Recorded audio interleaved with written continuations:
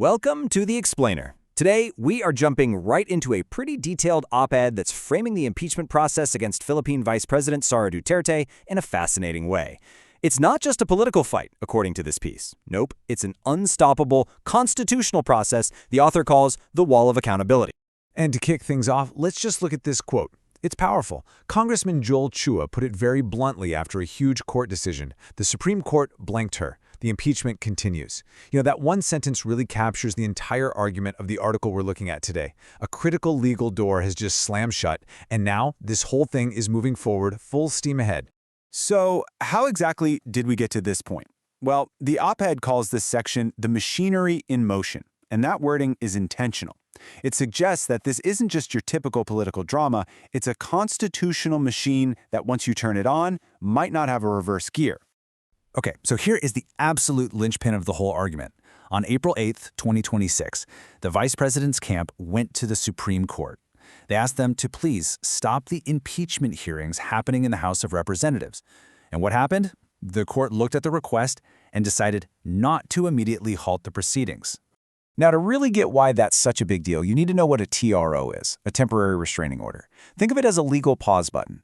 It's an order from a court that basically says, everybody stop what you're doing until we can take a closer look. And in this specific case, the Supreme Court chose not to press that button. And that had an immediate real-world effect. The op-ed pulls this quote from the House Justice Committee Chair, Gervil Lewistro, who just laid it out plain and simple. Without that judicial pause button, he said the committee will proceed as scheduled. And that means those hearings on April 14th, 22nd, and 29th, they're on. They're locked in. So this is where things get really interesting. The article moves into what it calls legal challenges and the wall. It's basically an analysis of the specific legal strategy the vice president's team used and why, at least in the author's view, it just hasn't worked so far. So the article really drills down on this fork in the road, strategically speaking. The vice president's legal team, it says, has been focused on contesting the process. They're arguing that the rules and procedures were flawed. The author contrasts that with a totally different strategy, engaging with the substance, actually presenting evidence to clear your name. And that choice to focus on procedure, the article suggests, is pretty telling. And this wasn't just one attempt. We're talking 3 separate petitions filed with the Supreme Court, all with the same goal: stop the process. And the number of times the court hit that immediate pause button in response? A big, fat 0. So what exactly were they arguing in these petitions? Well, a few key things. They claimed the one-year impeachment ban was violated. They pointed to what they called a procedural defect in how the case was referred to committee. And they argued that the House hearings were turning into a mini-trial, which is really the Senate's job. But the article also points out that congressmen publicly pushed back on these claims using official House records to do it. All right, so the legal roadblocks didn't work. The train is still on the tracks. What's next? Well, the source gets right into what to expect when that hearing room door opens on April 14th.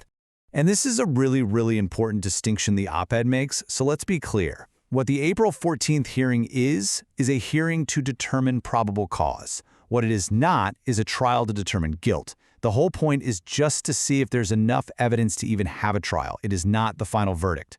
And the article really emphasizes that the committee sees this as a constitutional duty, not just a political game. So let's talk about that term probable cause, because it's not what you see in the movies. It's the standard they use to decide if there's enough smoke to justify actually looking for a fire. It does not mean they have to prove guilt beyond a reasonable doubt. That comes later, maybe. Right now, the only question is there enough here to send this to the Senate for a full trial? Okay, so that brings us to the juicy part, the evidence on the table.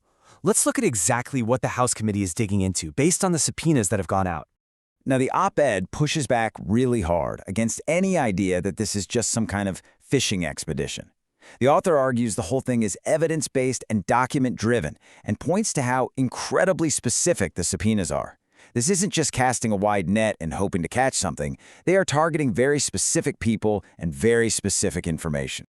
First up, witness testimony. According to the source, the committee has subpoenaed a man named Ramil Madriaga, who has confessed to being a former bagman for the vice president. His allegation is a bombshell, that he transported millions in cash in duffel bags. The source also notes that this testimony could be backed up by data from 3 mobile phones that have also been subpoenaed. And, importantly, a court has cleared him to testify, and he's now under protective custody of the House. And then, of course, you have the money trail. The article details a huge demand for financial records. We're talking certified copies of her statements of assets, liabilities, and net worth, her sounds, all the way back to 2007. They also want tax returns and corporate records for 10 specific businesses. The stated goal here? To build a complete financial picture, a baseline, to investigate these allegations of unexplained wealth. And last but not least, a subpoena went out to the National Bureau of Investigation, the NBI. The director of the NBI has to show up and bring with him all the records and photographs from their investigation into alleged threats made by the vice president. And that evidence, of course, ties directly to one of the articles of impeachment. So with all this evidence being gathered, what's the road ahead? Well, the op-ed lays out the very clear constitutional path that follows these committee hearings. It's a pretty straightforward four-step process. First, the House committee votes on whether there's probable cause. If they say yes, then the entire House of Representatives votes on whether to send the case to the Senate. If they say yes, the articles of impeachment are officially sent over, and the Senate transforms itself into a court to hold a full trial. And let's not forget what's really at stake here. A conviction in the Senate, which is a high bar, it requires a 2/3 majority vote. Doesn't just mean removal from office. It means a permanent ban from ever holding any public office in the Philippines again. The stakes are as high as they get. The piece then wraps up its analysis by tackling what it calls diversionary tactics. The author makes the case that all these rumors we've heard about the president's health or a possible coup were essentially part of a propaganda war. A war designed to throw a wrench in the works, but one that, in the end, didn't cause any delays at all. And to really hammer home the committee's official stance, the article uses this direct quote from its chair, Representative Lustro.